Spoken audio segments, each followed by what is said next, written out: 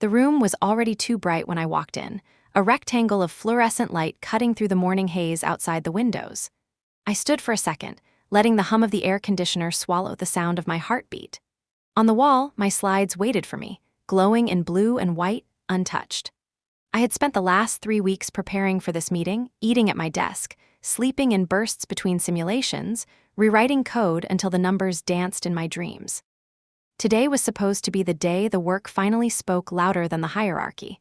I had built something no one in that company had ever dreamed of, and I believed, maybe foolishly, that innovation would speak for itself. The door opened. Preston Hall, our CEO, walked in first. He didn't look at me. His eyes stayed fixed on his phone, fingers moving as if they were allergic to silence.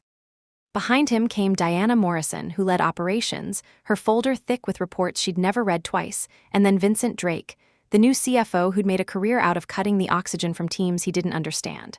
"Morning," I said. Only Diana bothered to nod. Vincent smiled thinly, the kind of smile that smelled like paperwork. "You wanted to show us something revolutionary?" He sat down, folding his hands on the polished table. Preston took the seat at the head, still reading whatever was more important than me. I plugged in the projector. The fan whirred to life like a nervous animal.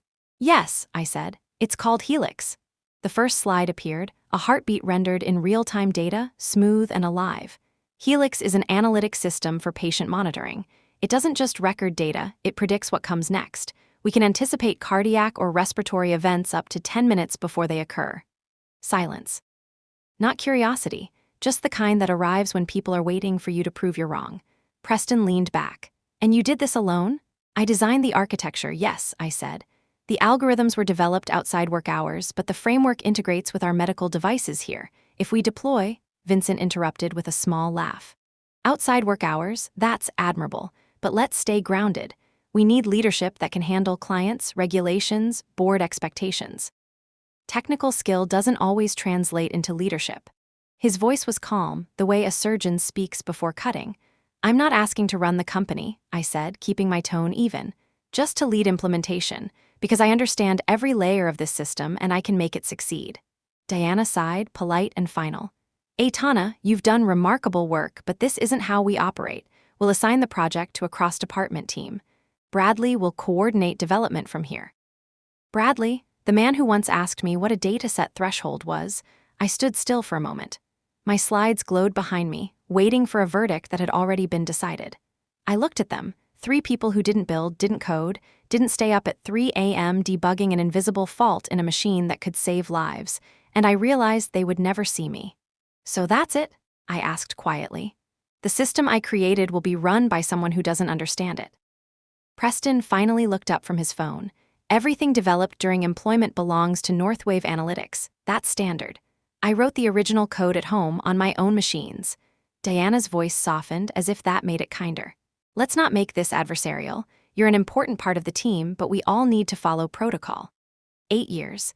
8 years of being the one who fixed what others broke, who kept the servers alive, who made the DMOS run when investors were watching. I had believed that if I was good enough, they'd notice. I was wrong. My throat felt tight. Still, I smiled. "Thank you for clarifying." Vincent nodded, already closing his folder. "Good. Please send your documentation to Bradley by Monday. Excellent work, by the way." I didn't remember walking out of that room.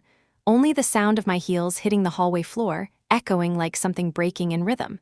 At my desk, I stared at the lines of code still running on my monitor. Every line was a part of me, logical, clean, loyal. I opened a blank email and typed one sentence. They made their choice. Now I make mine. Then I sent it to myself. Session 2/2 that night, the city was gray and slick with rain. Boston's skyline glowed like wet glass. From my apartment window, I could see the reflection of streetlights bending across puddles, each one stretching farther than I could. I didn't turn on the lights. The hum of my laptop was enough. The company logo, Northwave Analytics, still sat in the corner of my desktop like a brand I couldn't wash off. I hovered the mouse over it for a moment, then opened a new browser tab. The government site loaded slowly. Massachusetts Business Entity Registration. The page was blank except for a single blinking cursor. It waited like a question. I typed, Hubbard Neural Systems. The name looked fragile at first, almost naive, but then it grew stronger with each letter. I filled out the forms, the address, the legal details, the purpose, development of neural analytic systems for predictive medical care. When I hit submit, the screen refreshed and a message appeared, registration complete. Confirmation sent to your email. For a long time, I just stared at it. There was no smile, no triumph, only stillness, the quiet relief of someone who stopped pretending. In the kitchen, my phone buzzed with work emails, bug reports, meeting invites, performance reminders. I silenced it. I made tea instead, the kind I kept for nights when I couldn't sleep. Steam rose and curled in the dark, thin and ghostly. They had told me I wasn't leadership material. They had told me I should let others manage the vision I created. But leadership, I realized, wasn't about standing in front of people. It was about knowing when to walk away from them. I opened the folder where my research lived, months of independent code, notebooks filled with handwritten formulas, simulation logs. It was all mine. Every iteration, every bug fixed at 2 in the morning. I backed it up to a new drive, encrypted it, labeled it Project Helix 2. The 2 wasn't a flourish. It was a promise. Somewhere, deep under the noise of rain and traffic, I could almost hear the pulse of the system running in the background, like a heartbeat, quiet but alive. They thought they owned it. They thought they owned me. Tomorrow, they would still think that, and I would still go to work, smile, nod, and act grateful. But inside, I had already left. In that moment, alone in the half-dark, I made myself a silent vow. They would never see me coming, but when they finally did, it would be too late. I closed the laptop. The city lights spilled across my window, soft and fractured. The rain didn't stop, and neither did I the morning after the registration. I woke before the alarm. The light had not fully come in, and the apartment felt like a looped breath. I lay still and let the quiet fill me. No one knew me here. No one knew that a small paper trail had just split my life in two. At my desk, I opened a notebook with a soft cover, the one I used for internal weather. I drew a square for Northwave and a circle for what would replace it. Then I drew a single thin line between them. The line was me. Work would still expect me. So I showered, tied my hair back, and took the train with the usual commuters. The station smelled like coffee and anxious plans. On the platform, a billboard advertised a health app that could not do what Helix already did quietly in the dark. I looked at it and felt nothing. At the office, the badge reader blinked green. The elevators climbed with their usual patience. I walked past the framed awards, all of them for projects where the right names had been printed in large type, while the people who saved the project sat in the second row with cold sandwiches. Bradley waved when I came in. He had eyes that moved too fast and a habit of talking as if every sentence was a presentation. "We are pulling your repository for a review sprint," he said. "Leadership wants a consolidated roadmap." "Great," I said. "I will package the documentation." What I did not say was that there were always two versions of truth. The one you hand to people who hear only what they want, and the one you keep alive by building it again in a place no one controls. I spent the morning carrying code from one folder to another, pruning comments, smoothing the edges of architecture diagrams so they looked understandable to a person who had never wrestled a failing stream at 3 in the morning. I left the skeleton and took the heart with me. At lunch, I went to the parking garage and sat in my car with the air off and the window cracked. I called Tanya. She answered on the second ring. "Tell me you finally decided to stop letting them use your hands and name it generosity." "I registered," I said. "Hubbard Neural Systems." Her laugh was relief and pride. "Good. We will need a clean lane for regulatory strategy, a list of every third-party library, clear provenance for your core algorithms, and a parallel development record." "I will help with all of it. When do you want to start?" "Now." "Then we start now," she said. "Do you have personal commits that predate the Northwave branch?" "Yes, years of them. Emails to myself with concepts and hand-drawn notes. I kept it all." "Of course you did," she said, and I could hear a smile. "Build a private repository. Encrypt everything. Keep redundant copies. Get a small team you trust and keep them far from anything that smells like the old building. I will draft the initial pathway for a submission. If we frame this as device software with a predictive function, we can argue for a specific classification. That will save months." "Thank you," I said. "You are welcome," she replied. "But remember this. We are not hiding. We are documenting the truth. The foundation is yours." When I hung up, the car felt larger. I breathed and the world seemed to shift a fraction of an inch, just enough to make space for the next move. Back at my desk, I opened another tab. The new repository gateway was a blank field that asked for a name and a description. I typed Helix 2. Then I wrote, a system for predictive patient analytics with adaptive learning architecture and latency targets under 1/10 of a second, designed for resilience and scale. I invited 3 people. Sanjay from Austin, who had a gift for distributed systems and a laugh that made hard nights easier. Rachel from Toronto, who wrote code like it was music and could find a leak in a stream by listening to the logs. Amir from Seattle, who had once built a message queue from scratch just to prove that the bottleneck was not fate. The invites went out with short notes. I am building something that will matter. It will be demanding and secret for now. If you want the work that keeps you up for the right reasons, join me. Then I looked around the office. The afternoon light fell across the carpet in slow stripes. Someone laughed at something in the break room. The printer made its tired sound. I imagined that one day none of these noises would be mine, and the thought felt clean. I worked until 6 and left without a conversation. At home, I cooked pasta and burned the garlic and ate it anyway. I cleaned the pan until it looked like it had never failed. Then I opened my laptop and stepped into the new room. The repository was already alive with small green dots from my team. Sanjay had pushed a tiny service that tested network jitter across a local cluster. Rachel had opened an issue that asked if we wanted to treat battery drain on mobile monitors as a first-class event. Amir had posted a note that said he had a friend at a hospital network who might want to see a demo when we were ready. I wrote the first manifesto, not the kind people print for walls, the kind that lives inside code. A file called Principles. No shortcuts that hide debt. No decisions made to please a slide. No features added because someone loud asked twice. Every choice must serve the patient on the monitor and the nurse who is tired at 4 in the morning. I pushed the file and sat back. The room was very quiet. Outside, the rain had stopped. In the window, the city looked like a clean slate. The night became a long ribbon of small steps. I sketched the data path. I defined the interfaces. I wrote the first version of the adaptive engine again, not copied, not imported, born again with a clearer spine. When it compiled, I felt the same thing I felt the first time, that moment when a new structure stands and holds its own weight. You know it because your body relaxes without being told to. At 2 in the morning, I closed my eyes for a minute and saw the meeting again, the table, the clean hands. This time, the scene did not sting. It did not own the frame anymore. The frame was mine. Before sleep, I opened my inbox.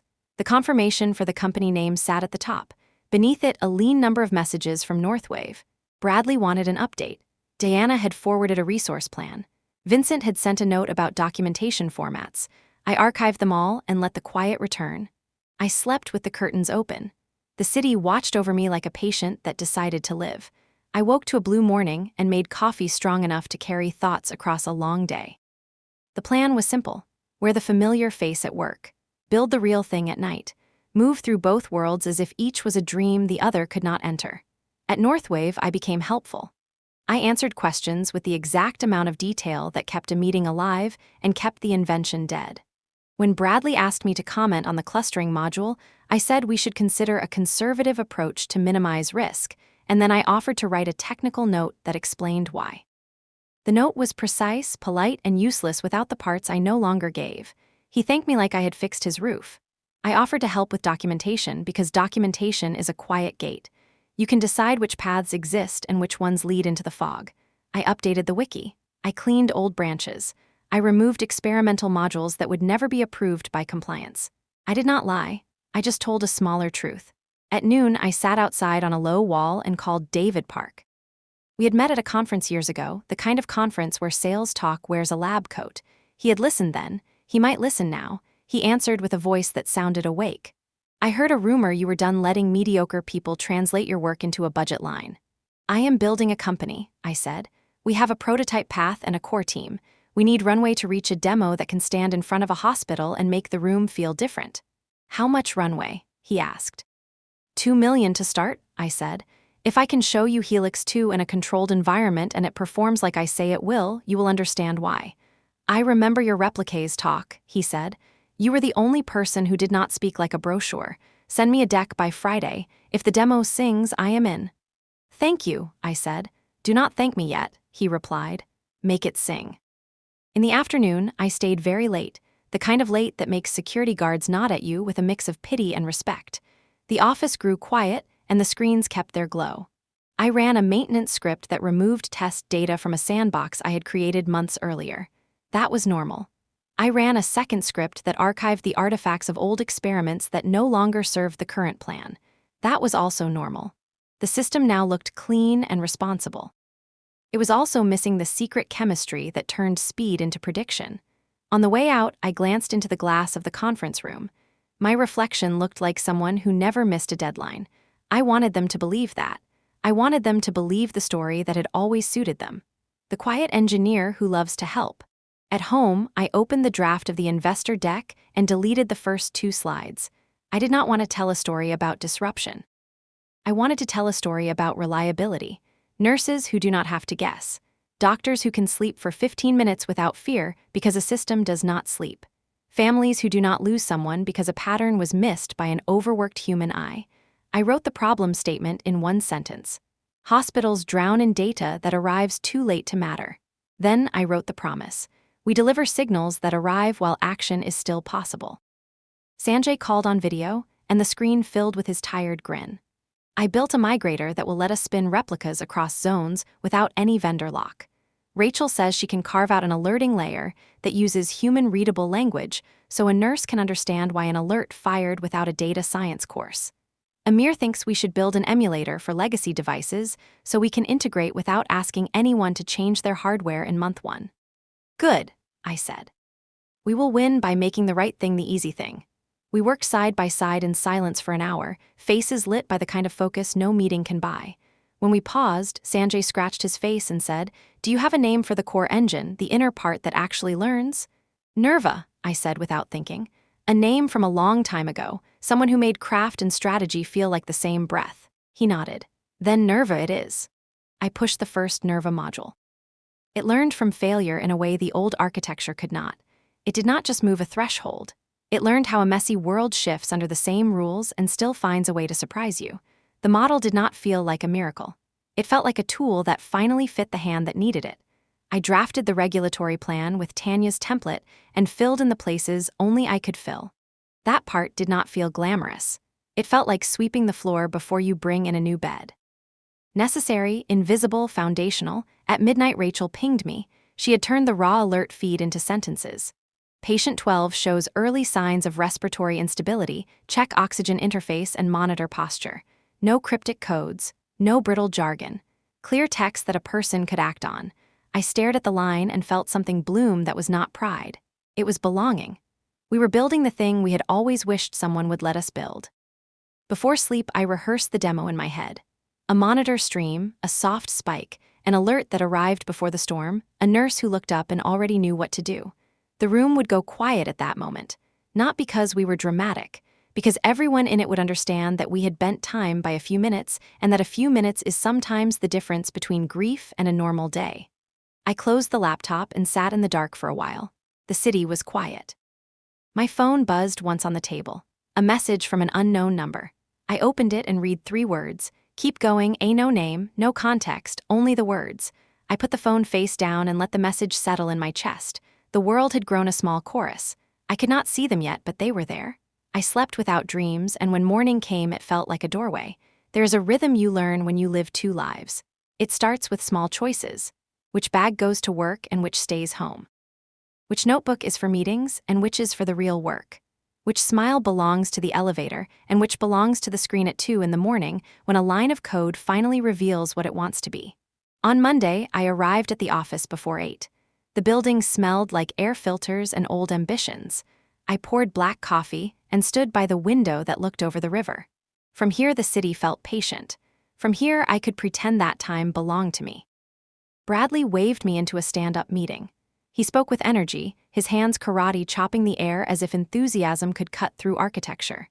The team stood in a loose circle, some interested, some already lost in thought. A slide deck waited on a tablet that no one would remember. "We will begin the scale test on Wednesday," he said. "We are targeting a clean data path across 8 clusters.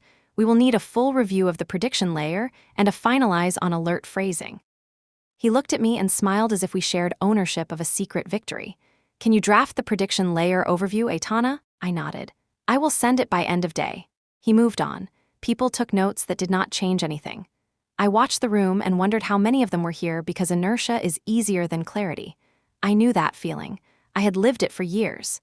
Back at my desk, I opened the company repository and searched for the old experimental modules. Months ago, I had built a test harness that used small synthetic bursts to check timing. It was elegant and dangerous because it made the system look smarter than it was. I archived it and left a polite note that suggested deprecation. I did not want magic tricks near the production line. Magic tricks are what you do when truth is too heavy to lift. I spent the morning writing the overview that Bradley wanted. It was accurate.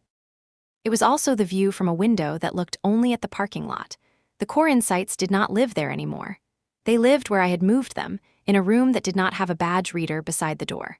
At noon, I walked 3 blocks to a small cafe where the tables wobble and the staff plays jazz even when no one is listening. I sat in the corner and opened my personal laptop.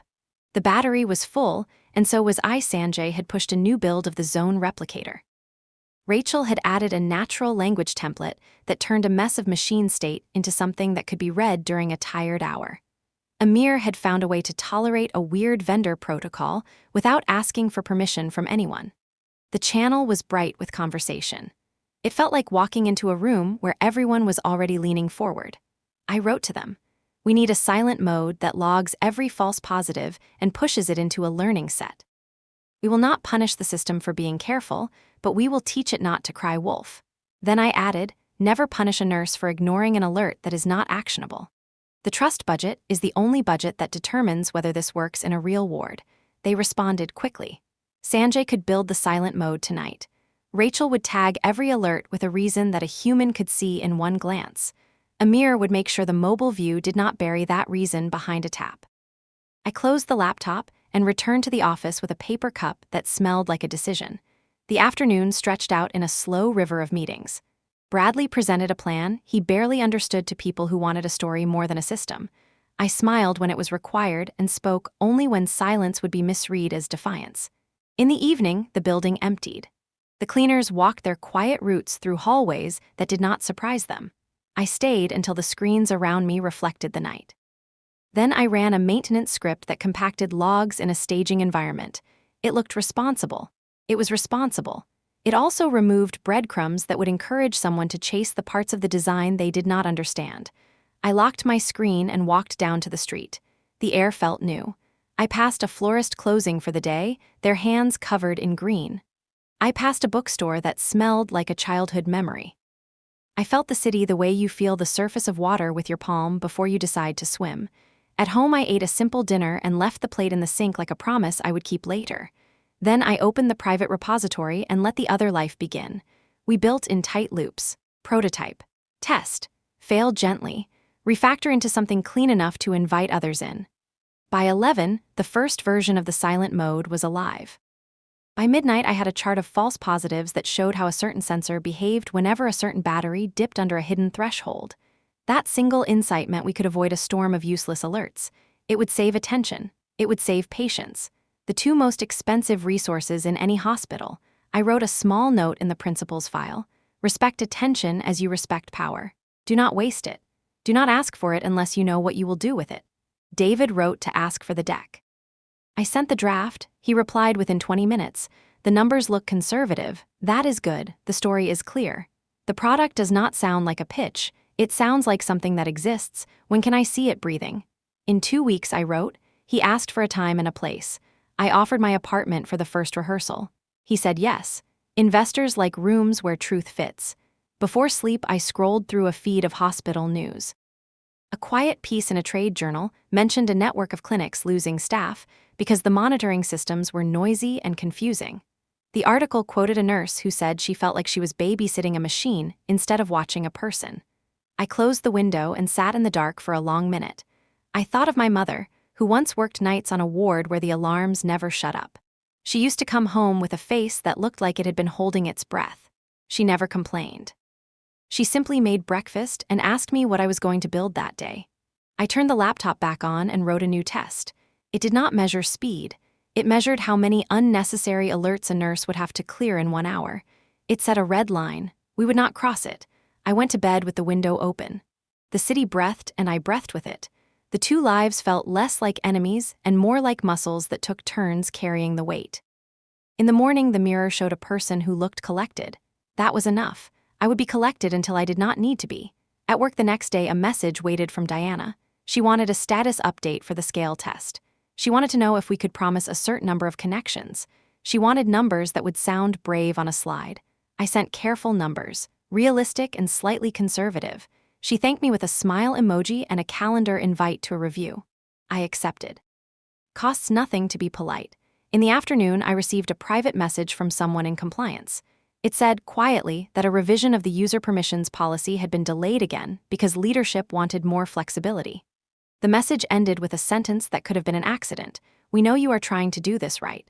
I stared at that sentence for a long time. Then I replied with 6 words. "Thank you for telling me the truth."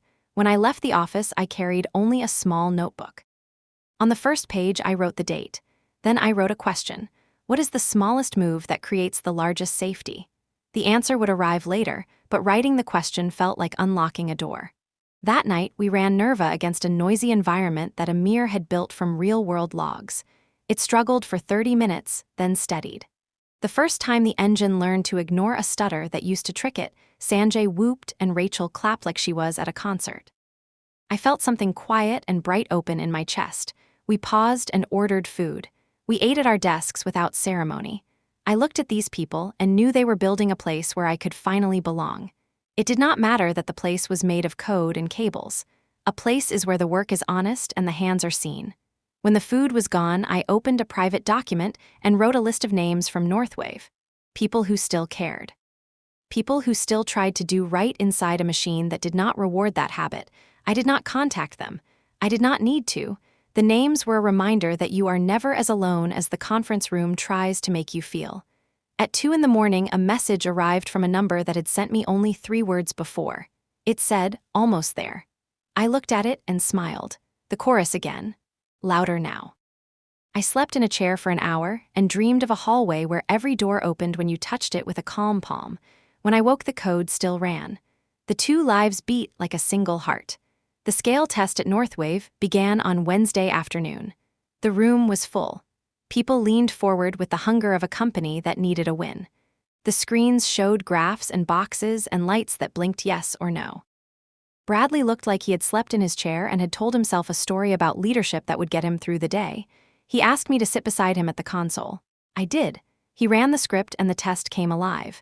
It moved with early confidence, then stumbled like a runner who forgets to breathe. The latency crept up.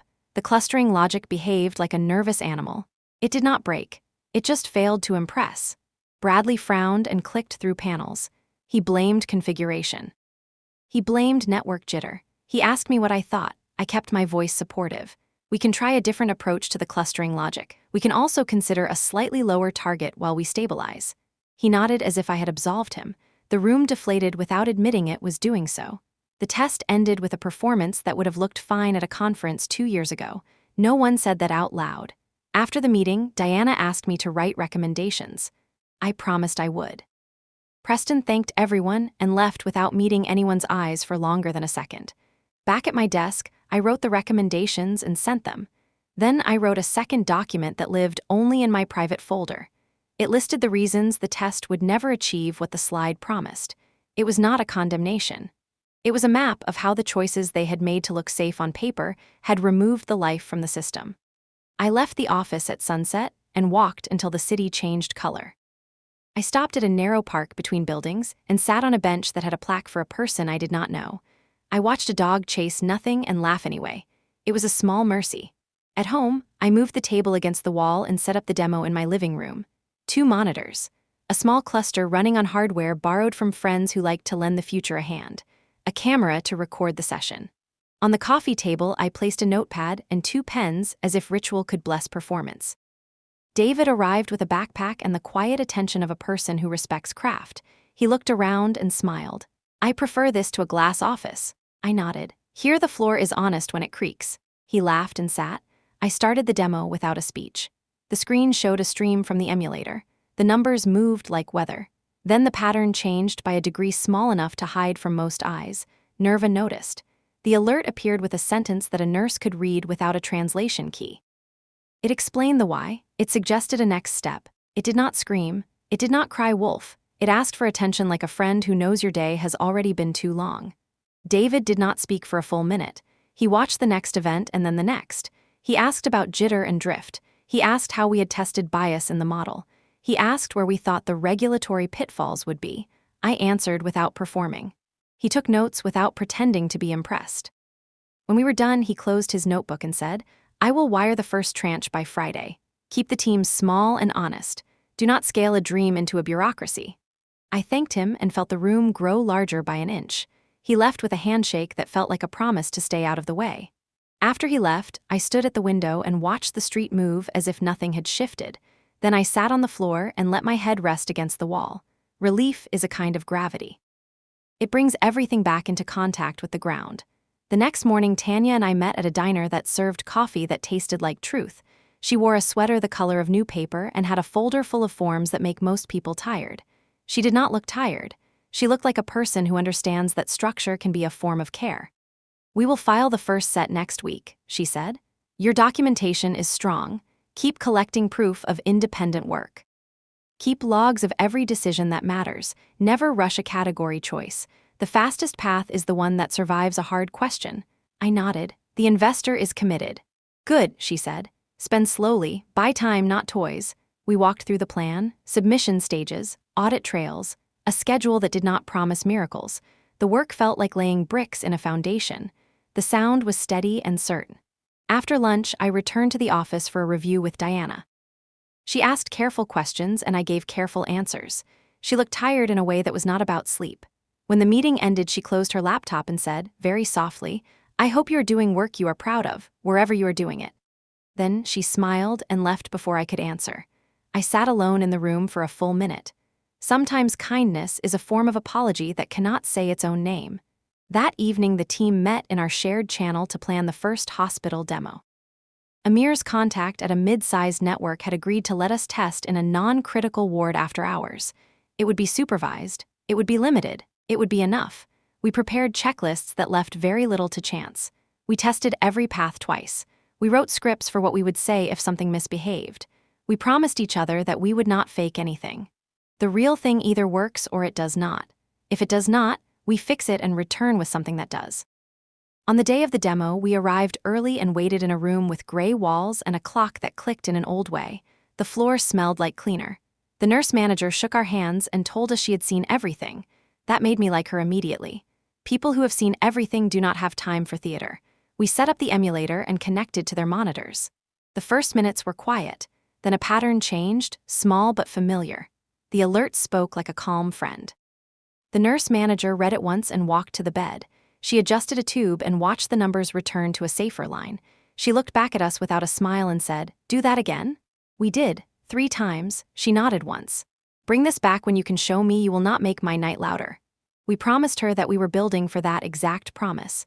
She said good night and left us with a feeling that was better than applause.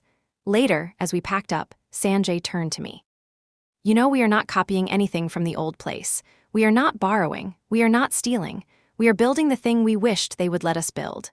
"I know," I said. "I need the world to know it too." That night in my apartment, I opened the Northwave wiki from my personal computer and read the latest updates. Bradley had published a diagram that looked like something I had sketched months ago, only flatter. A small notation near the edge referenced an internal module name that no longer existed. It should not have existed even on paper. I closed the tab and sat very still. There is a choice you make when you walk away. You decide whether to salt the earth behind you or to simply stop watering it. I had chosen the second. Still, it bothered me that people who did not understand the map might follow a path that led nowhere and then blame the ground. I opened a private document and wrote a single sentence. "Remember to protect the people who still care on the inside." I slept badly and woke to a message from the unknown number. 3 words again. "They see you." All morning I could not stop thinking about those words. I walked through meetings like a person who is listening for a sound far away. After lunch, I sat in the parking garage with the engine off and the windows down. The concrete smelled like rain that had not fallen yet. I opened the private repository and scrolled through the commit history. I looked at the timestamps and the names and the notes. The path was clean. The work was ours. It would stand under any light. I closed the laptop and looked at the roof of the garage and let the quiet hold me. When I finally turned the car on, the radio came alive in the middle of a song that had been playing when I was a child. The lyrics felt like a letter from a time that had been waiting. That night, we pushed a new build of Nerva with a tiny feature that only we would notice. It kept track of the difference between a real improvement and a performance that only looked better on a chart. It is easy to fool a chart. It is hard to fool a person who has carried a body down a hall at 3 in the morning and still made it to the next room. I wrote a brief changelog and signed it with my initials. When I hit push, the screen blinked and returned to stillness. For a long time, I watched the cursor. Then I wrote a new note to myself. The next move is not louder, it is deeper. I went to the kitchen and poured water and stood by the sink while the city breathed outside the window. The two lives had begun to overlap in a way that no longer frightened me. I was not hiding anymore. I was building a bridge. Near midnight, I received an email from a personal address I did not recognize. The subject line was 3 words, a simple sentence that moved like a blade and a key at the same time. I know Bradley. The message was short. It said that certain people at Northwave had been presenting my work as their own long before the meeting in conference room B. It said that a copy of my early proposal had been circulated with my name removed. It said that the person writing to me was tired. It ended with an offer. If you are building something honest, I can be your witness. I read it twice, then a third time. I did not answer. Not yet. I opened the window and let the night air in. Then I returned to the desk and stared at the screen. On the top right corner, the clock changed to a new hour.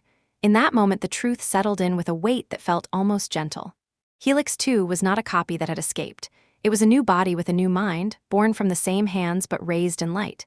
The old shell would never become what we were building, even if they chased us for a decade. I closed every window on my screen and left only one file open. Principles. I added a single line. Prove it by building the thing that works in a room that does not care about your story. I saved the line and the cursor blinked. The room was quiet. Somewhere a neighbor laughed. Somewhere another screen burned a hole in the dark. I turned off the light and let the world go black. The twist had already begun. It did not need a speech. It would arrive as a fact that no one could argue with when the time came to turn everything on and watch what stayed standing. The request for leave sat on my screen like a small door. I had written it 3 times, deleting phrases that sounded like theater until only the necessary bones remained. Personal leave beginning March 15th due to family matters. Estimated return in 4 to 6 weeks. I will document all current work. Thank you for understanding. I read it again, then pressed send. The message left without sentiment. I watched the outbox as if a plane I had built by hand had just lifted from the runway. Approval arrived in under an hour. Of course, Tana, family comes first. We will ask Bradley's team to maintain momentum. Please transition any critical items by Monday. I replied with gratitude and opened a new document titled Transitions. I listed every piece of the project I was willing to leave behind. I wrote clean instructions for routine tasks. I added notes that would keep a careful administrator from feeling abandoned. No one could accuse me of sabotage. I was only being organized. That evening, I took a slow walk along the river. The water held the last light of the day like a secret it was willing to share with anyone patient enough to look. My phone buzzed in my pocket with small sounds from the team channel. Sanjay testing the replicator. Rachel refining the language engine.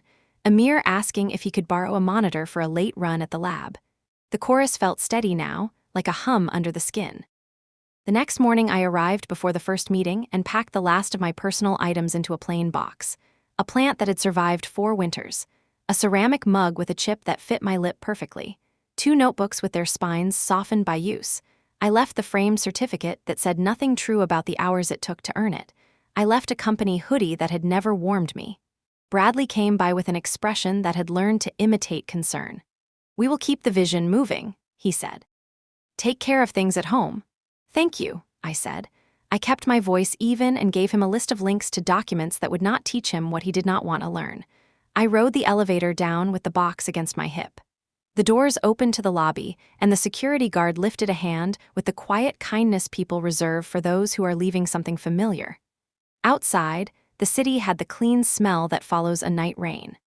I put the box in the trunk and stood for a moment with my hands on the edge, as if I needed the metal to confirm that it was solid. At home, I placed the box on the kitchen table and let it sit there like an exhibit. Then I closed the blinds and turned the apartment into a small command room. Whiteboards leaned against the wall with diagrams that had graduated from sketches into blueprints. 3 monitors formed a low horizon. On the floor, a bag with cables and chargers looked like a resting animal. We held the rehearsal in the afternoon. The team joined on video, faces in their small windows wearing a work light that makes anyone look both tired and alive. I shared my screen and launched the full run. The emulator pushed a mix of clean signals and stubborn noise. Nerva waited, listened, learned, and then the first alert appeared with a sentence Rachel had tuned until it sounded like someone you trust. The room, even as packets and pixels, felt different when that line appeared. You could hear it in how people breathed. Calm, then intent. Sanjay said there. Amir typed a note about a small flicker on a legacy interface. I marked it. We ran 3 more scenarios and the system behaved like it had been born for them and then raised to be polite about it. When we finished, I muted the call and sat back. The ceiling had a faint crack that looked like a river. I followed it with my eyes until the tension left my shoulders. Tanya called next. I want to lock our timeline, she said. 2 weeks for the first filing. You have the independent logs in order. Keep all messages with investors and partners organized. If someone ever asks how this was built, I want to hand them a clean book. I will keep the spine straight, I said. Good, she replied. Remember, we are not in a hurry. We are in a race that we win by not tripping over our own feet. In the evening, I drafted the email to Metasphere. We had met their chief medical officer at a panel a year ago, and she had listened without interrupting, which is rare in rooms with microphones. I wrote that we were ready to show a private demo. I did not ask for anything else. I hit send and closed the laptop softly, like you close a door to a nursery when a child has just fallen asleep. Sleep did not come. I moved through the rooms of the apartment as if they were chapters of a book I had read too many times. Around 2, I poured water and stood at the window. Across the street, a nurse in scrubs walked a dog with patient steps. I thought of all the nights like this one that had become ordinary for people who had chosen work that asked more than it paid. I thought of giving them a little time back, not more money or applause, just time. Morning came in a clear line. Metasphere replied before 8. We would welcome a demonstration. Come Friday at 9. Bring what you need and nothing that will break our network. The tone made me like them again. I sent the message to the team and we built a checklist that did not leave room for luck to ruin a quiet chance. Hardware, cables, isolation environment, local logs. A backup of the backup in case a random failure arrived to test our belief. When Friday came, we entered Metasphere through a side door. The halls were calm in a way you only see in well-run hospitals. There were machines, yes, but there were also eyes that met yours. A tech led us to a room with thick glass and a cabinet filled with monitors from 3 vendors. The chief medical officer arrived with a nod. Her presence made grand words feel out of place, which was perfect. Show me what you think matters, she said. We brought up the stream. We started with the simple cases. The engine handled them without sweat. Then Amir fed a noisy sequence he had tuned for cruelty. The spikes looked random. They were not. Nerva took a minute to settle and then began to disregard what did not matter. The alert that followed was precise, modest, and readable in one breath. The chief medical officer asked only 2 questions. How often do you cry wolf? What happens when you are wrong? We answered with the data we had and the humility that belongs in any room where people's lives are mentioned. She nodded slowly. Then she asked if we could leave a recorder attached to a closed set of monitors for the weekend. No alerts, just logs, just listening. We agreed. We wanted that more than applause. On the way out, she walked with me. If this is real, she said, it will change how some nights feel. I know, I said. That is the point. Outside, the air carried warmth and the smell of distant rain. We stood together without speaking for a minute. Then we went back to our separate tasks, hers to a ward where the work never ends, mine to a room where the work tries to make that truth less heavy. Late that night, I read a note in the team channel from Rachel. She had added a mode where a nurse could tap a small button that said, I trust this, or I do not trust this. The system would learn from that tap without punishing the person for being human. The note made me sit very still. We were building not just a tool, but a conversation. Before sleep, I opened the old company wiki and read the updates from the scale test. They had scheduled another run. Bradley had rewritten a section of the architecture description in a way that sounded confident until you looked closely. Confidence is easy to forge. Performance is not. I closed the tab and turned off the light. The apartment settled around me. The night felt like a hand on the shoulder that says, keep going. The weekend passed in the patient tempo of people working for the right reason. On Sunday evening, the recorder came home carrying hours of quiet truth. We fed it to Nerva. The engine found 3 small patterns that were not yet symptoms, but had the shape of them. It did not alert. It stored what it had learned for the moment when silence becomes unwise. I wrote a message to the team. We are closer than we think. We are closer because we are honest when the system is still learning. That is why it will grow strong. I slept well for the first time in weeks. My dreams were quiet and non-specific, like a room with clean air. Monday at Northwave began with a review that smelled like an apology disguised as an agenda. People whispered more than they spoke. 2 engineers had left. A third was interviewing. The test had not met its targets. The charts were bright, but the trend did not smile. Diana asked me to sit in. She looked at me as if she might say something personal, then decided to keep it professional. Bradley began to explain how the next test would be the one that proved the concept. He talked about optimization as if it were a ribbon you could cut at a ceremony. I listened and took notes for a document that no one would read with the care required to change anything. When he finished, I recommended 3 conservative changes that would reduce risk but would not invent a soul. He thanked me and asked if I could be on call during the run. I said yes, because saying no would only make the day louder. In the afternoon, I went to a small conference room that no one had booked and called Tanya. She picked up with the focus of someone who can hear what you are not saying. "Anything you need to tell me?" she asked. "Only that their test will not achieve what they promised. Not because of missing pieces, but because the route decisions were made to look safe to a board. They built a raft where a bridge was needed. Then keep your distance," she said. "Be polite and present. Do not let yourself be the reason a story is rewritten to blame the person who left the raft." I smiled at the table. "Your metaphors are kinder than mine. My job is to keep you safe enough to keep building," she said. Speaking of which, Metasphere sent a note. It is short. It says the weekend logs taught them something they did not know to measure. They would like to talk Wednesday. I exhaled. Good. We ended the call and I sat for a minute with my eyes closed. Sometimes the most important victories do not come with sound. That evening, the scale test ran again.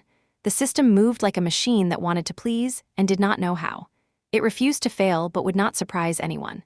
Bradley's face held the look of a person who had memorized a speech and discovered the words were not in the room. After the test, I stayed to help them file a report that did not create new enemies. On the way out, I passed the framed photograph of a company offsite. People stood in rows under trees, their smiles the color of corporate wellness. I searched the picture for my own face and found it in the back row, half turned, as if I had already begun to walk away. At home, I prepared the room for Wednesday.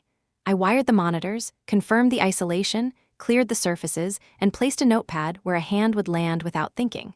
The small rituals felt like kindness to my future self. Tuesday afternoon brought a message from Metasphere that moved like a bell. A patient in a monitored ward had shown early instability. The staff had noticed in time on their own.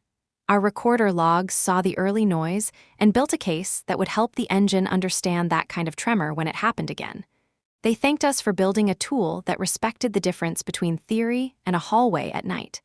I forwarded the note to the team with a single line: "Build like we are standing there with them." We met that evening and tuned 3 parameters with a care that would not impress anyone who wants fireworks. Then we went to bed like people who plan to wake early and be useful. Wednesday arrived with a clear sky. We returned to Metasphere with a calm that felt earned. The chief medical officer greeted us with an economy of words that did not waste respect. The nurse manager from the first visit joined us and stood with her arms crossed in a posture that said, "Prove it again." We began with live streams. We did not use the cruel noise scenarios. We let the day be itself. The engine kept pace, quiet and observant. Twice it suggested a gentle check that led to a small action and then to relief. The nurse manager looked at the screen, then at the patient, then back at us. She did not smile. She nodded. It meant more. Halfway through the session, the phone on her hip vibrated and she stepped out for a minute. The chief medical officer leaned in. "Do not become a company that thinks about the story more than the night," she said. "If you do, I will stop taking your calls." "We will not," I said. "If we ever start to forget, come back and say this sentence again." We finished the session and left the recorder in place for another quiet listen. On the way out, the nurse manager handed me a small paper cup of coffee and said, "If you want me to trust your machine, make it explain itself in words my newest colleague can understand after 2 hours of sleep." "We are doing exactly that," I said. "Tell me when the words are wrong." She nodded. The cup was warm in my hand as we stepped into the hall. Back home, I wrote up the visit for the investor and for Tanya. I included the small moments that will never make a keynote slide. The way a chair was pulled closer to a bed. The way a tech adjusted a sensor slowly, with the care of someone who has learned that even a gentle hand can still startle a tired body. These are the truths any product must bow to if it wants to be more than a calculation. Late that night, my phone lit with a message from a former colleague at Northwave. It was long and careful. They had postponed their commercial trial. Leadership was calling it a recalibration. In the labs, people were telling different stories in quiet voices. Some said the architecture had been misunderstood. Some said the code lacked a thread that made the fabric hold. My name was not spoken out loud, but it walked the halls like a draft. I wrote back with one sentence. I hope the good people land somewhere that lets them breathe. Then I closed my eyes and pictured a corridor I knew well. The door to conference room be the table. The faces that had learned to look calm while stepping on the brake of the future. I pictured the room empty, chairs tucked in, screen dark, a space that no longer belonged to me. The next morning, we met with David to plan hiring. I had a rule that felt like a compass. Hire only people who think about the human on the other end of the signal while writing code. We will teach the rest. He agreed and told me again to spend slowly. Buy time. Buy freedom. Do not buy noise. In the afternoon, I walked through the city without a destination and ended up at a library where the light falls in quiet squares. I sat between shelves and wrote by hand for an hour. I wrote the first paragraph of a letter to the person I had been at the start of the year. It said, "You will not be saved by a meeting. You will be saved by the work, by the people who choose to do it with you, and by the decision to walk through a door no one opened for you." I folded the paper and left it in my notebook. Then I went home and opened the repository. We pushed a release that reduced false positives by a small percentage and improved explanation clarity by a large one. It did not make a headline. It made the room more usable. That is what matters. Near midnight, a new message arrived from the unknown number. The sentence was still only 3 words. The tide turns. I set the phone down and looked out at the dark street. The city breathed. Somewhere in the building, a neighbor laughed. Somewhere in a hospital, a nurse reached for a cup of water and, for the length of one swallow, did not need to rush. I turned off the lights and let the room fade. Tomorrow, there would be calls and logs and small decisions. The exodus had already happened. My feet were elsewhere. My hands were building a place where nights could be a little kinder. The week after the second visit to Metasphere felt like a new season. Emails arrived with a quieter tone. The investor wire cleared and sat in our account like a small lake that could feed a field if we did not waste it. Tanya sent a message that said our first filing was accepted for review. Sanjay posted a photograph of his desk with a sticky note that read, "Do not lie to graphs." Rachel answered with a picture of a napkin where she had rewritten 3 alert sentences until they sounded like someone who had known the ward for years. I took the train to a shared space across the river, a floor of small rooms with glass walls and plants that tried to make fluorescent light feel kinder. We rented the smallest room that had a door we could close. I put a white card with our name near the handle, Hubbard Neural Systems. The letters looked calm.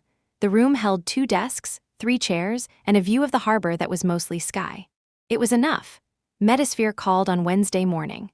The chief medical officer did not use many words. She said the recorder logs had given them a map of patterns that used to look like noise. She said the map would change how they trained new staff. She said they wanted a limited deployment in a single ward with a promise that we would listen more than we spoke. I told her we were ready to start listening. The limited deployment began at dusk on a Thursday. We rolled in a cart with clean cables and a case with our small cluster. The nurse manager met us with a look that said she had a full night and we were a variable that would be allowed only if it remembered to be gentle. We kept our mouths closed and our hands steady. The monitors came alive and the stream began. I stood to the side and watched the faces of the staff, not the graphs. In the first hour, nothing happened. The floor moved with the slow choreography of people who have done this for years. Near 9, a pattern drifted in a way that did not set any alarm, but felt to my eye like the first shadow of a storm. Nerva took a breath. Then it spoke in a small sentence. It asked for a check that took less than a minute and returned more air to a body that had been asking for it quietly. The nurse at the station glanced at the screen, then at the patient, then at us. She did not say thank you. She did not need to. She turned back to her work and the room kept moving. We stayed until after midnight. We took notes. We made a list of every place where our words were too clever or too cold. We told the system to be brave when it needed to be, and to be silent when silence served the person in the bed. We left the ward with our cart and a promise to return the next evening. In the elevator, the three of us stood in that good tired that follows work done without theater. Sanjay leaned against the wall and said, "This feels like watching a bridge hold." Rachel nodded and said, "This is the first night I have not regretted everything I learned about signal processing." I laughed quietly and felt my body loosen in a way it had not for months. The next morning, a small publication in the health tech world ran a short piece about quiet innovation in monitoring. There were no grand claims. It mentioned a tool that translated complex events into language that respected the people using it. It did not name us. It did not need to. The writer knew that the right readers would read anyway. By noon, my phone lit up with messages from people who never write when a thing is still fragile. A former colleague sent a note that said, "If this is you, I am proud." Another wrote to ask if there was a place for someone who had learned to hate meetings and still loved nights with a terminal and a purpose. I answered when I could and let the rest wait. We were not hiring by volume. We were hiring by fit and by patience. Northwave held another scale test that afternoon. I was invited to observe. I stayed for 30 minutes. The system traced a clean line until the demand climbed, and then the curve bent like a branch that would never snap and would never hold a weight you could rely on. Bradley blamed the test data. Someone blamed the configuration. No one blamed the choices that had traded structure for optics in a room full of calm faces. I left before the meeting ended and walked into sun that felt like it had been waiting just outside the glass. That evening at Metasphere, a new nurse asked if she could see the reason behind an alert without opening a second screen. Rachel had already built a way to do that. When the nurse tapped the line, the sentence expanded with a clear why and a short what next. The nurse read it and said, "That helps." She did not take a screenshot. She did not mention a report. She simply acted and the room breathed. I learned that week how different a win feels when it stays inside a ward. There is no applause. There is no post full of shiny words. There is a person who does their work with a little less friction. There is a patient who does not know their night almost turned. There is a team that finishes a shift with a fraction more of itself still present. That is the currency I wanted. Every other currency is just a way to pay for more nights like that. On Saturday morning, I sat at the small table in the new office and wrote a letter to the future we were trying to build. It was not a manifesto. It was a list of simple rules. Earn trust by telling the truth. Put explanation next to action. Never build a feature that impresses a presentation if it does not serve a room where someone is tired. Measure what matters even if it is hard to show on a slide. Do not become a company that learns to love its own reflection. David came by with 2 coffees and a notebook. We stood by the window and talked about growth like it was a wild animal that you invite inside only if you have already made your house safe for it. He asked about office space. I said the glass room was enough. He asked about press. I said we would say yes when a story served the work and no when it did not. He asked about hiring and I gave him 3 names and asked for time to watch how they wrote and how they listened. He looked around the small room and smiled. Some people buy posters that say focus. You bought a room that demands it. In the afternoon, I walked along the harbor and let the wind strip the week from my skin. The unknown number sent a message that made me stop. It said, "Watch Tuesday. No more, no less." I saved it and kept walking. I had learned not to chase every shadow. Tuesday would come on its own time. Monday began with a call from the chief medical officer. "We will expand the pilot to a second ward next week." She said it as if she were ordering supplies. That steadiness told me more than any praise.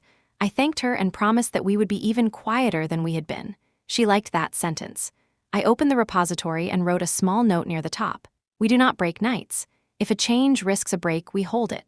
The commit that followed removed one clever shortcut. It made the code a little slower and the system a lot clearer. I called that a good trade. The day moved in careful steps. Tanya sent a short update about the filing. No fireworks. No fires. Exactly where we want to be. Sanjay found a memory leak that only showed up at a scale we had not hit yet. He fixed it and wrote a comment that explained the fix in language that a future engineer would thank him for. Rachel replaced a phrase that sounded like a textbook with a phrase that sounded like a nurse at 3 in the morning.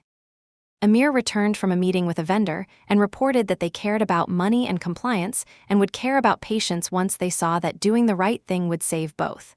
At dusk, we returned to the ward. The night staff greeted us with the brief nod you give to a regular who does not ask for attention. We watched the stream. We watched the people. We adjusted nothing. We took our notes and we left when the work did not need us to stay. On the way home, I passed the building where Northwave kept its name above a lobby that always smelled like new plastic. I looked up once and kept walking. The past sat in there with its tidy chairs and its careful sentences. It could stay. Tuesday arrived and I learned why the message had said watch. A thread of emails from Northwave appeared online, not from our hands and not with our encouragement. They were from the week of my meeting. They showed the laughter. They showed the plan to hand my work to someone who did not build it. They showed a sentence that said let her think she is essential. The internet did what the internet does. It took sides and it shouted. I read only enough to know the shape of the storm and then I closed the screen. I wrote one line on our site.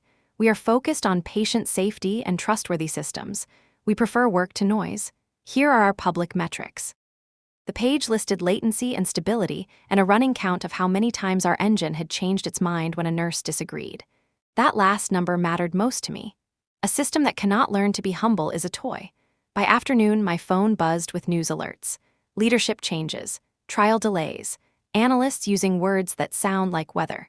I set the phone face down and returned to the console where the stream from the ward moved with its plain grace.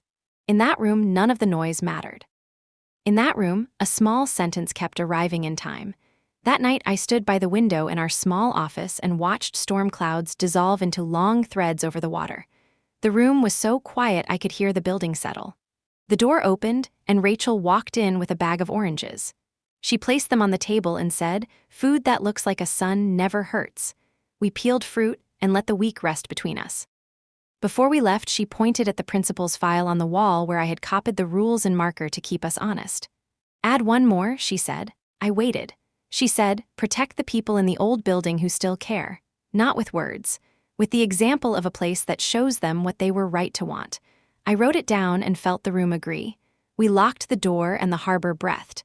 The rise did not feel like a climb. It felt like standing on ground we had poured with our own hands and finding that it held. In the weeks that followed, the pilot grew by careful steps. A second ward, then a third with a different staff culture and monitors from another vendor. Each new room taught us a new dialect. Each dialect taught Nerva to explain itself in ways that did not need a dictionary. The map on my wall filled with small notes that looked like cities connected by a quiet road. Metasphere asked for a formal plan. Not a press release. Not a public launch. They wanted a schedule that told them how we would make their nights less fragile without turning their days into a weekly parade of training sessions. I wrote a plan that promised fewer meetings than they expected and more presence where it mattered. The chief medical officer replied with an approval that felt like a nod from a mentor who does not waste praise. We hired 2 people. Both came from inside hospitals. One had been a nurse who loved the charge board and the whiteboard more than the tablet that always froze on the last screen. The other had been a tech who knew every cable in a drawer by feel. We taught them to speak our system, and they taught us to remove 3 clicks from a workflow that had been stealing seconds for years. The office felt different with them in it. More grounded. More true. David invited me to a small gathering with a few people who write checks as if they were passing out weather. I went because he asked kindly, and because sometimes it helps to let the world see that you are not a rumor. The room was full of smooth surfaces and bottles that had their own stories. I stood near a window and answered questions without performing. What is your moat? Our moat is the way we listen. What is your plan for scale? Our plan is to say no until saying yes does not break the nights we promised to protect. What is your exit? The only exit I care about is a ward that no longer drowns in noise. Some nodded. Some looked at their shoes. One person said I sounded like an idealist. I said I sounded like someone who has read a log at 2 in the morning while a monitor insisted on crying about nothing. The conversation moved on and I returned to the window where the city did not ask me for a narrative. Northwave called. Preston this time. His voice was careful. He wanted to know if I would be willing to consult on optimization. He used the word partnership twice in one sentence. He said the board wanted to move past misunderstandings. He said they respected my contribution to the field. He said they were humble. He asked if I could come by for a conversation. For a moment, I watched the line of light on the floor move because of the sun. Then I said, I wish you better nights. I am not available for this. He paused and said he understood. He asked what it would take. I said the truth cannot be rented. We ended the call without anger. It surprised me that I did not feel triumph. I felt like a person who had closed a door gently so no one in the next room would wake. Tanya advised me to document the call and to keep my tone steady in any reply that might leave a trail. I did both and returned to work. The unknown number sent a message that said, "They will come again." It felt less like a warning than a weather report. I put the phone away and continued writing a training script for the second ward.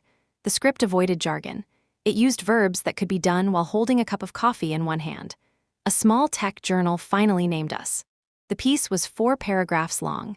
It described the pilot at Metasphere and said we were making a bet on explanation rather than novelty. It included 1 metric that mattered and left out 5 that would have made us look faster. We sent them a quiet thank you. They replied with a note that said, "Keep sending data and not adjectives." With our name in print, the email inbox filled with noise and a few clear bells. A hospital in the Midwest wanted a demo that would not burn a weekend. A rural network asked if we could make the system work on older lines without a forklift. A vendor who had ignored us last year invited us to a booth that would mostly sell their story. We answered the first 2 and declined the third. The second bell came from a friend of Amir, a small pediatric unit with a director who had built a reputation for being allergic to nonsense. She wanted to see if we could turn the volume down without hiding anything important. We told her we could not promise that for a first visit. She said she would rather hear that than a promise no one could keep. We set a date. In the office, we made room for 2 new desks and bought a kettle that did not leak. The plant in the corner began to look like it believed in us. Sanjay taped a printed chart to the wall. It plotted the ratio of alerts that led to action versus alerts that led to a shrug. The line improved slowly, honestly. It was the only poster we put up. At night, I still dreamt of the old building sometimes. Not the people, just the rooms. Halls with carpet that tried to mute everything. Doors that swallowed sound. When I woke, those dreams did not sting. They reminded me to keep our space honest. When the floor creaked, we would not pretend it did not. We began the pediatric demo on a rainy afternoon. The unit was small and painted in colors that tried to offer cheer without lying. The director met us with eyes that had seen years of long nights and still looked curious. She asked to see the explanation view first. We showed her how the system told its reasons like a good teacher who knows the class is tired and needs a sentence that can be held in a single breath. She nodded. She asked about edge cases. She asked what we did when we were wrong. She asked how we planned to not become what we had left.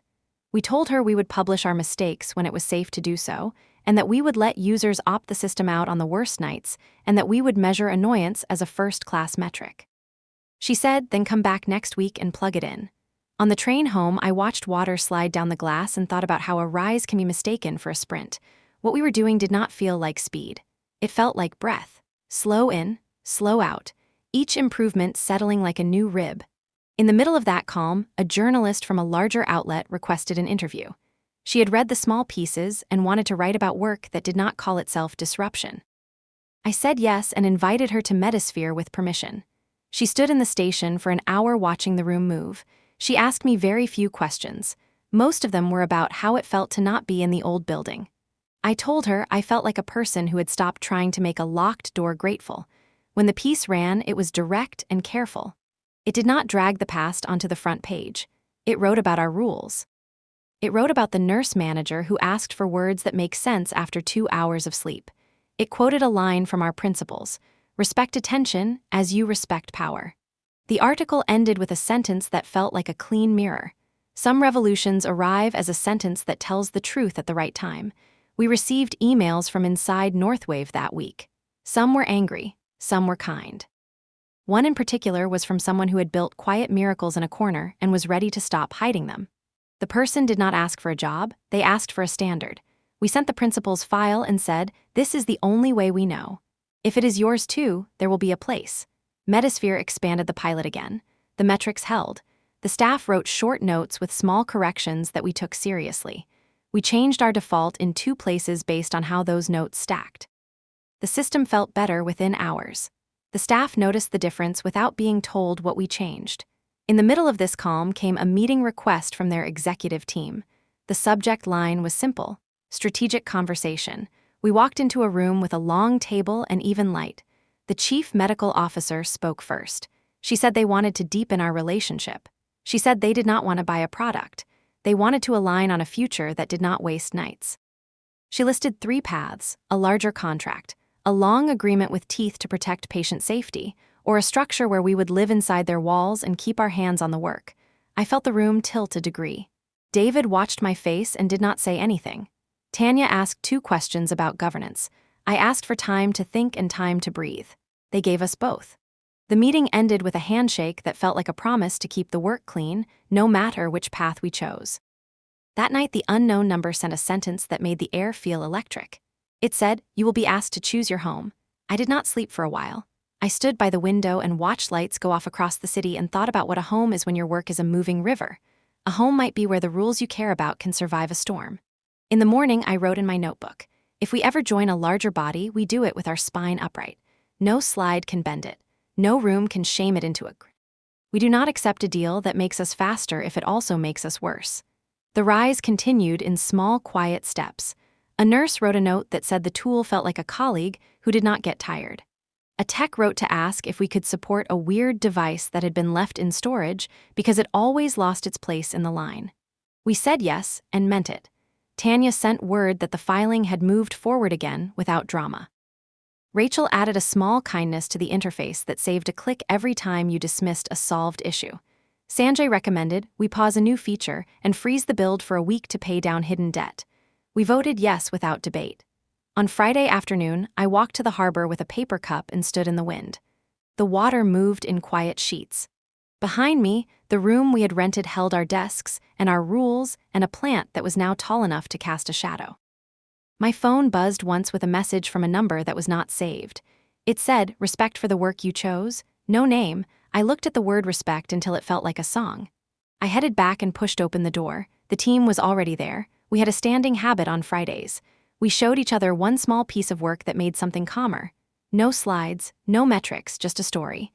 That day the stories were all about less, fewer alerts, shorter sentences. A shorter route to page the right person. Less time between seeing and knowing what to do next. When we were done, I wrote a line on the whiteboard. "We rise by making nights smaller." The room fell quiet. Then people reached for their keyboards and went back to work. The morning the meeting request arrived, the harbor looked like brushed steel. The email came from a private address, but the names listed were familiar. Preston Hall, Vincent Drake. A board member I recognized from a glossy annual report. They wanted to meet in Nashville on Tuesday at 2. The message said they would appreciate the courtesy. It felt like a sentence trying to remember how to be polite after a long winter.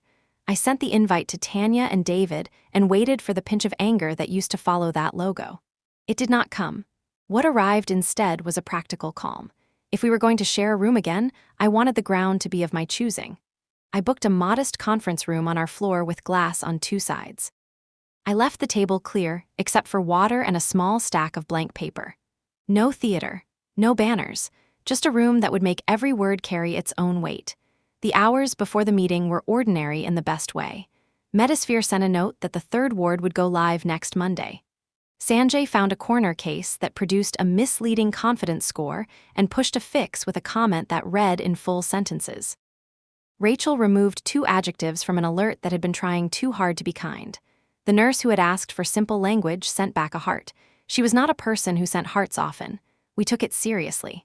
At 1:58, the elevator opened and Northwave walked in like people who had just read about themselves in a newspaper they did not buy. Preston offered his hand. I shook it and invited them to sit. Vincent gave the room a look that tried to dismiss it and could not. The board member, a woman named Patricia, folded her notebook carefully on the table and met my eyes as if we were both equal witnesses. I poured water and waited. Preston began. "We are here because we need a functioning analytics platform and because it is time to acknowledge that your work is at the center of the field." He paused as if the sentence had surprised him. "We want to explore a license. Failing that, a partnership. Failing that, an acquisition." I let the words settle. I looked down at the paper in front of me and then back up. Helix 2 is exclusive to our current partner. We do not license the core. We do not partner in ways that make nights louder. We are not for sale. Vincent exhaled a small smile that did not reach his face. "Everyone is for sale, MS Hubbard. There is always a number." "In conference room B," I said, "there was a number 2. It was the number of hours I had already given you. It was not enough then." "It is not for sale now." Patricia leaned forward slightly. If not a transaction, perhaps a truce. We have clients, we have obligations. If you will not help us, we need to understand why. You are asking the wrong question, I said. Ask how your choices led you to build a product that could not keep its promises without blaming the person who left. Ask why your teams traded understanding for optics and then expected the machine to forgive them. Silence arrived with a soft sound. Preston looked at the window. Vincent tapped a pen against his thumb. Patricia took a breath and let it go. We made mistakes, she said, but we can correct them. What would it take to bring you back into our orbit as a leader, not a subordinate? Name a title, name a number, name a team. I heard my pulse and it was slow. I am already a leader, I said. This is not a negotiation. It is an explanation. The world is moving toward systems that respect the limits of human attention and the dignity of hospital nights. We are building one. You can choose to build your own without stealing, or you can keep trying to buy a shortcut. The shortcut does not exist. Vincent let the pen fall to the table. Your patents can be challenged. They can, I said, and discovery is patient.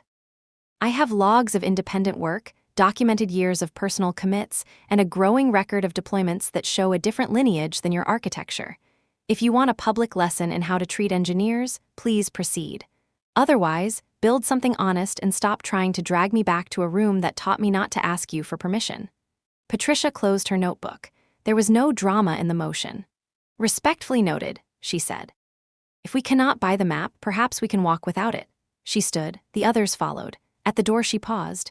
You will be pursued, MS Hubbard. If not by us, by others. Be sure that the offers you accept do not ask you to become what you left. I will not, I said. That is the only promise I can make today. They left without anger and without victory. The room felt larger when the door closed. David walked in from the hall where he had been pretending to read a spreadsheet. You were clear, he said. I was only honest, I said. It is easier now, Tanya called 2 minutes later. Document it, she said. Write it like an auditor who likes you, then breathe and go back to work. I did both, and the rest of the afternoon returned to our normal weather. Amir solved a device handshake that had haunted him for a week. Rachel replaced a verb. Sanjay moved a retry path to a better place. None of it would be mentioned in any article. All of it would keep a night quiet. Just before sunset, my phone pulsed with a new message from the unknown number. 4 words this time. Check your inbox now. In my email, a thread had appeared, time-stamped during the meeting. It contained a set of Northwave internal messages I had never seen. The dates were from the day after conference room B. The words were familiar in tone and sharp in memory. Laughter at my request to lead. A plan to assign the architecture to Bradley. A line that said the system would be reworked to fit a roadmap that read like a financial statement. There was a sentence that made me stop. Let her think she is essential. I read the thread once. I read it again. I felt nothing like triumph and nothing like grief. What I felt was the sense that gravity had returned to the room. The thread included one more note at the end. It was plain. It said, they broke trust with their own hands. You do not need to lift a finger. There was no signature.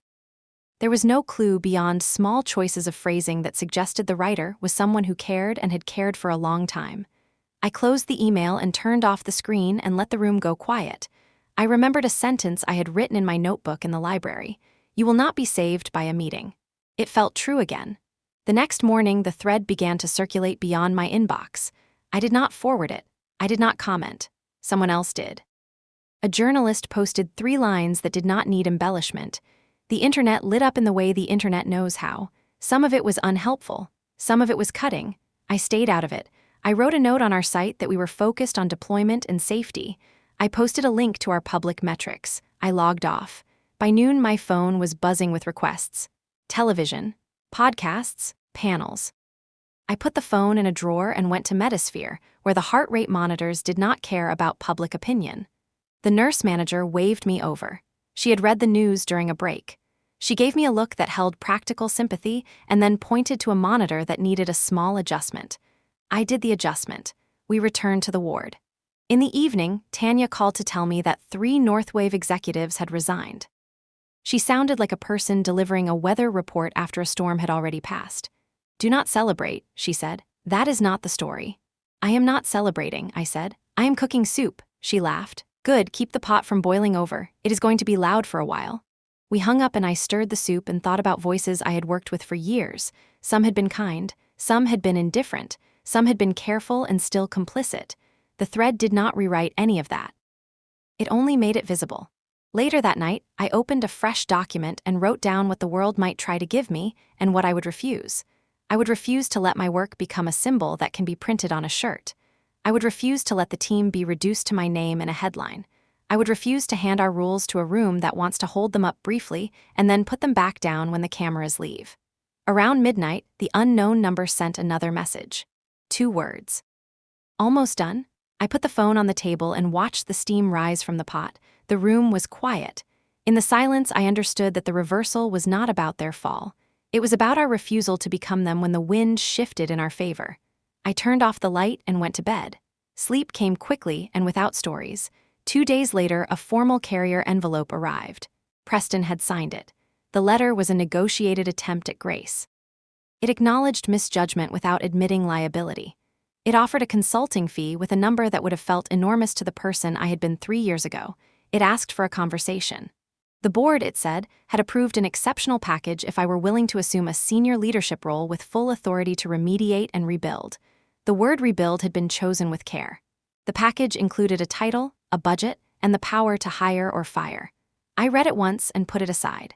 I made tea. I cleaned the counter. I returned and read it again more slowly. Then I called Tanya. "Do you want the measured lawyer answer or the human one?" she asked. "Both," I said. "The measured answer is that any response should be written and preserved and polite," she said. "The human answer is that this is an invitation to walk into a burning building and be blamed for the heat." "Then I will decline," I said, "with thanks for the clarity." "Good," she said. "Send the letter. Return to work." I wrote the reply and removed every word that could be mistaken for gloating. I wished them calmer nights. I stated our policy on exclusivity. I offered no opinions on their future. I signed it and sent it by the same carrier. An hour later, David walked in with a look that was half amusement and half concern. "You just turned down a throne," he said. "I have a desk," I said. "It is the right size." He nodded. "Then let us buy more time and fewer chairs." Metasphere called that afternoon with a timeline for expansion that made the room hum. They wanted to move from pilot to contract within 6 weeks. The contract was written in a way that protected the wards first, us second, and their risk map third. It was the right order. We began to negotiate terms about support and response. We removed any clause that smelled like a promise to move faster than honesty allowed. Their counsel did not fight us. That told me more than any press event could. In the evening, we gathered at our office to review a build freeze proposal from Sanjay. He wanted 2 weeks with no new features. He needed the time to pay down debt that none of us would see until it was too late. Rachel seconded before he had finished. Amir nodded and said he would draft a note for partners to explain why this silence was a favor to the future. I approved the freeze and felt the whole system relax. While we worked, my phone vibrated on the table 3 times in a row. I turned it over. A news alert, a column. A call from an unknown number that I suspected was a host with bright lights. I let them pass. We were adjusting a buffer to prevent rare jitter from cascading into a false story. That mattered more than any panel. Near midnight, I walked home under a sky that had lost its clouds. The air felt like new cotton. On my doorstep, an envelope waited with no return address. Inside was a single printed email. The final line read, "You did not need us to fall. You only needed us to tell the truth." There was a short note in handwriting I did not recognize. "I could have fought for you in the open." I did not. "I am sorry. Please keep building what you would have built if we had listened." I sat on the stairs and read those lines again. Then I slipped the paper into a folder I had started months ago. The folder was called Why This Matters. It held messages from nurses and techs and engineers who were still figuring out whether leaving was the only way to remain honest. The folder was heavier now. The next day brought the meeting that changed the horizon. Metasphere proposed a structure that would bring us inside their walls without swallowing us. It read like a plan written by someone who had watched companies become slower when they got what they asked for. They wanted to acquire us, but they wanted our rules to remain intact. They wanted me to keep technical leadership and the team to retain authority over releases. They wanted our public metrics to remain public. They wanted to sign a clause that would let me walk if those promises were broken. When they finished, I realized I had been holding my breath. David spoke first. He asked questions about governance and escalation. Tanya asked about the board's tolerance for long silences when silence was safer than speed. The answers were specific and calm. No borrowed adjectives. No heavy frosting. Why us? I asked finally. Not as a business unit. Why us, as we are? The chief medical officer smiled at nothing in particular. Because you are the first vendor who showed up with a plan to talk less. Because your staff stand in the ward without becoming a show. Because your system explains itself in words my newest hire understands at 4 in the morning. Because you publish your misses and your fixes. Because you remind us that a quiet night is the headline that matters. We asked for 1 week. They agreed and left us in the room with paper cups and a view of the parking lot where a blue car backed into the same spot it always used. The week that followed looked nothing like a montage. It was meetings and lists and calls that never raised their volume. We wrote the rules we would not abandon. We added a clause that capped the number of weekly meetings we could be required to attend without data. We added a clause that guaranteed our ability to publish metrics even when they were inconvenient. We added a clause that said no change of leadership would change our safety promises without our written consent. Their legal team did not flinch. They added their own clauses about budget and audit. We agreed where we could and stood firm where we had to. On Friday morning, the unknown number sent another line. The sentence was soft. Choose the home that lets you keep your hands. I looked at my hands and saw the ghost of old indentations from a keyboard that had not been kind. I thought of the ward, and the way the nurse manager pushed her chair back at the end of a shift and stretched her shoulders like a person who had been carrying others for hours. I thought of our plant in the corner and how a small thing grows toward a kind light without needing to be told. We signed on Monday. The announcement went out as a paragraph without adjectives at 8 in the morning Eastern. The transaction value was generous. The structure was rare. The conditions were clear. We would remain ourselves, just closer to the people our work served. The calls began immediately. We answered the ones that mattered. We declined the ones that wanted a picture of us holding a pen. That night, I stood alone in the new office and watched the city change color. The room held no confetti. The carpet did not pretend to be brighter. I opened the folder called Why This Matters and read a few lines until the hum in my chest turned from a drum into a soft string. The last message of the evening came from the same unknown number. 3 words that felt like a hand on a shoulder. I was inside. No signature. No hint. Only a truth I already knew. The reversal had never been about revenge. It had been about telling the truth from within and without until the shape of the room could no longer pretend to be anything else. I replied with 3 words of my own. Thank you anyway. Then I turned off the lights and went home. The night was quiet. The work would be there in the morning, the same as always, ready for hands that remembered why they began. On the first morning after we signed, the office felt like a room that had been washed and hung in the sun. The plant in the corner stood taller. The light through the window carried a quiet promise. Nothing dramatic had changed in the layout. The desks were still modest. The kettle still clicked with its small certainty. What changed lived under the skin of our days. We had chosen a home that would let our hands keep doing the work, and the relief moved through the team like a clean current. Tanya stopped by with a folder that contained copies of signatures and clauses and a map of the next 90 days. She placed it on my desk like a steadying hand. Then she pointed to a single paragraph in the middle of the pile. The partner recognizes the primacy of patient safety, attention preservation, and transparent metrics. Deviations require written consent from the technical lead. I read it twice. It felt like a sentence that could hold the weight of a winter. Sanjay arrived with a grin and a tray of paper cups that smelled like dark roast. Rachel followed with a stack of notebooks for the new hires that would trickle in, each with a first page that read "Be kind to future you." Amir rolled in a cart with cables labeled by feel, not by brand. People laughed softly in the way of a crew that knows the work is hard and is not afraid of that truth. By noon, the first small ceremony took place. The chief medical officer joined us on a video call from a quiet hallway. She did not congratulate us. She thanked the team for listening and reminded us of the promise we had made on the ward. Then she said something I wrote down in my notebook. The future is not a headline. It is a nurse who does not flinch when the monitor speaks. Everyone nodded and the call ended with no applause. That was perfect. The next days were full of thoughtful logistics. Contracts for support hours. Coordination with biome teams who had their own language and their own scars. We built a shared calendar that did not fill itself with meetings. We set rules for who could page us at night and why. We wrote a handbook for the way we explain mistakes. We created a small ritual for post-incident reviews that began with 3 breaths and a sentence. We are here to learn, not to perform. On the third day, a letter arrived from a hospital we had not yet visited. It came on real paper with a real signature that looked like a small drawing. The writer was a nurse with 20 years on nights. She said she had followed the quiet news and had watched the metrics we published. She wrote that the sentence we used to explain a certain respiratory pattern had given words to something she had sensed for years but could not name in training. She ended with a request: if you come to our hospital, bring that sentence and also bring a way for us to teach you when we are wrong. I put the letter in the folder called Why This Matters and wrote her back that afternoon. We moved slowly by design. The first monthly review came and went without fireworks. The metrics were steady. The staff notes were short and direct. In a corner of the dashboard, a counter ticked upward each time a nurse tapped the I trust this button. When the counter dipped, we looked for the reason and we wrote a plan to earn it back. We began to think of trust like a muscle you train across months, not a badge you win once. Northwave faded from the daily weather like a storm that finally remembered to leave. There were still articles. There were still takes.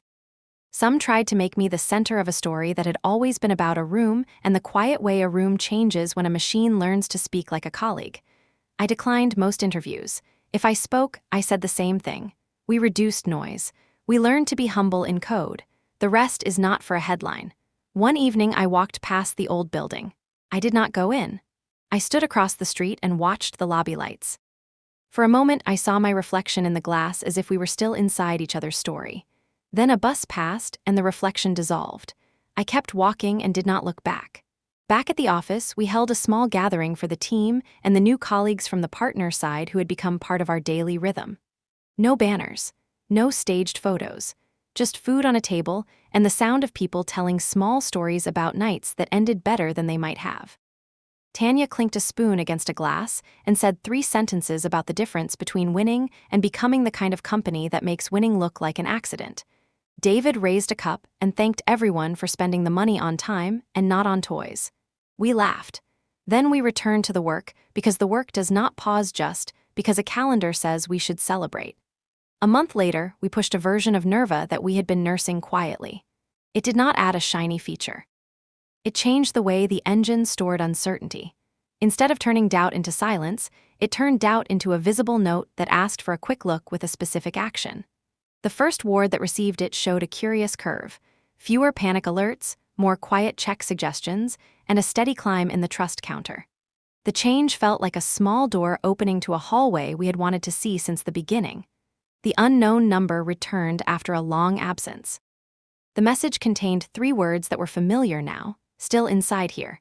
I read the words and considered all the rooms those words could describe.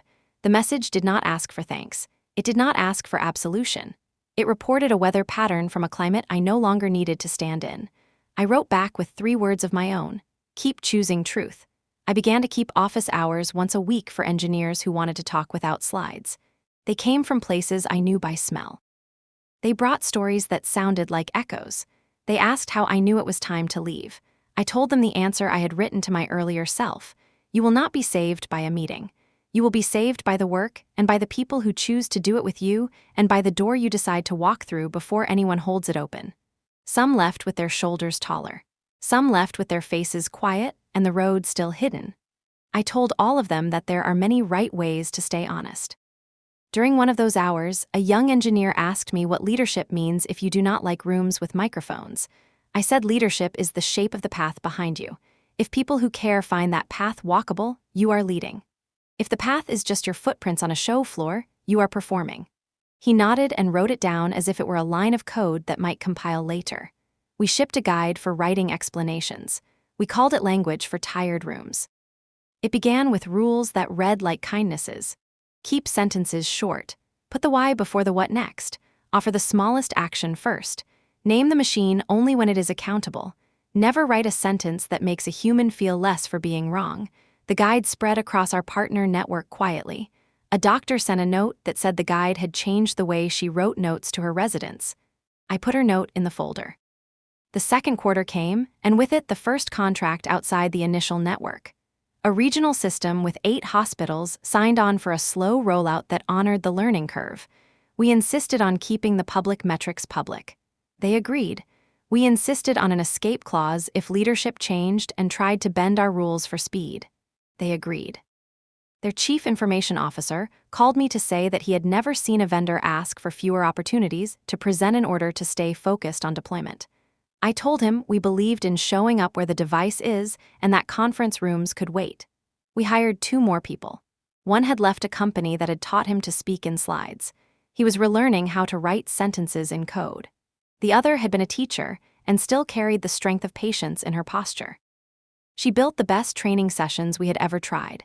Nurses thanked her with short notes that read like weather forecasts: clear tonight, quiet tomorrow. She taped a few of those notes on the inside of a closet door where only she could see them. On a late summer evening, I returned to the ward where our first pilot had begun. The nurse manager was there. She had the same measured eyes. She walked with me past the monitors and pointed to a chair near the station. "Sit and listen," she said. I sat and the room washed over me. The engine spoke a few times with the tone we had tried to teach it. Each time, a hand moved with minimal fuss and the day kept its shape. The nurse manager leaned on the counter and watched the monitors for a minute. Then she looked at me and said, "This is what you promised. Keep it small." I nodded and did not try to say anything smart. When I left the building, the sky held a thin moon. On the sidewalk, a student pushed a cart with boxes and a plant that would learn this city the way our plant had learned our window. I walked home with the gentle conviction that I had become a person who did not need rooms to clap. I needed rooms to breathe. Inside my apartment, the old box from Northwave still sat on a shelf. The plant from that time had grown into a shape that no longer fit the memory. I considered throwing the box away. I decided to keep it a little longer as a reminder that a good departure can be as important as a good arrival. The box looked smaller now. That felt right. The next morning brought a printed magazine to the office. The cover did not feature me. It featured a ward at night with the lights low and a nurse in profile.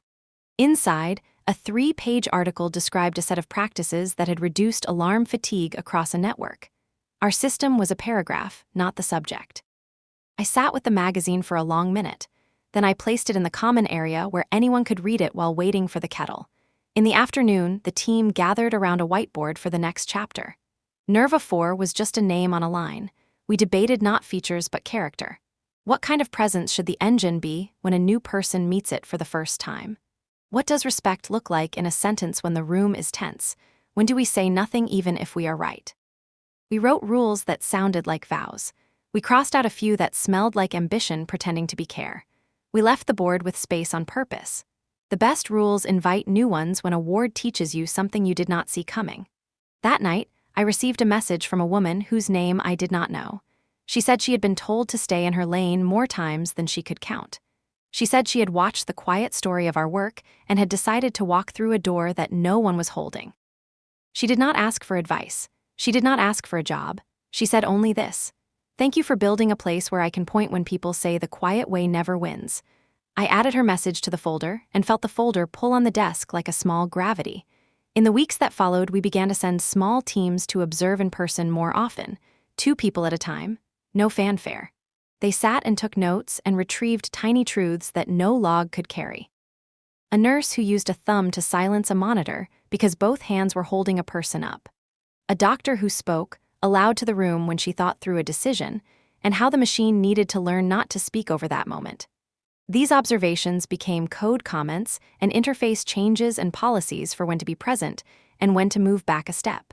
When I finally took a day off, I went to a lake outside the city and sat on a dock with my shoes off.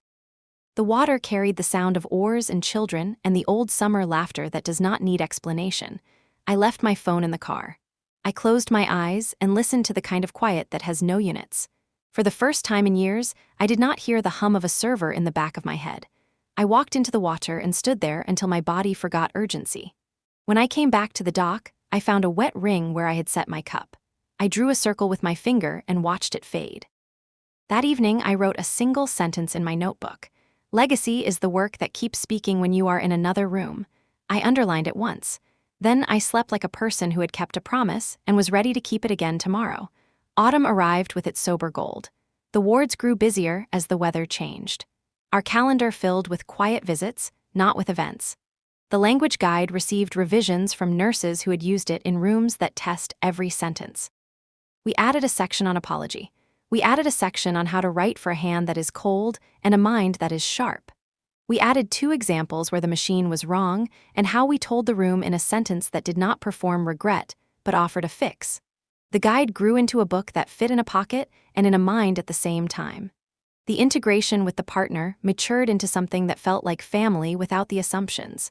We had disagreements. We wrote them down as choices and tested both sides when time allowed. We kept a shared log of every time someone chose patience when speed was possible. Those entries became our favorite data. They were proof that a culture can be measured by what it refuses to rush. One morning, the chief medical officer visited in person. She wore a coat that looked like rain and carried a stack of printouts. She sat with us at the table and said she wanted to look at 3 cases that had gone well and 1 that had not. We spent an hour on the one that had not. The patient was fine. The staff had acted with skill. Our system had spoken in a tone that asked for more attention than the moment allowed. We wrote lines on the board until the sentence we needed appeared. Then we pushed a small patch that would keep the next room from feeling that extra tug. When the meeting ended, she shook my hand and said that this was why she had signed the papers, not the day we announced. This day. We began sharing a monthly letter with all staff in pilot wards. It used plain language. It did not hide our misses. It taught a small idea from the world of signal processing without acting proud.